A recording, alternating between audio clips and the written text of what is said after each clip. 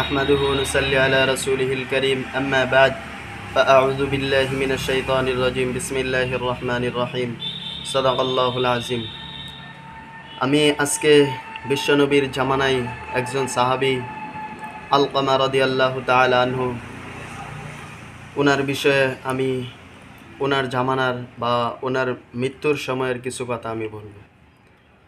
বিশ্বনবীর জামানায় একজন সাহাবী ছিলেন আলকামা রাদিয়াল্লাহু তাআলা। এমন একজন সাহাবী ছিলেন, নামাজ পড়তেন, রোজা রাখতেন, যাকাত দিতেন, বেশি বেশি তাহাজ্জুদ পড়তেন। আলকামা রাদিয়াল্লাহু তাআলা আনহু বেশি বেশি নফল নামাজ পড়তেন। যখন মৃত্যুর সময় হয়ে গিয়েছে, গড়গড়া আওয়াজ শুরু হয়ে গিয়েছে, সাহাবীরা চেষ্টা করলেন, ওনার জবান থেকে কালিমা বের হচ্ছে না। তখন সাহাবীরা আল্লাহর হাবিব বিশ্ব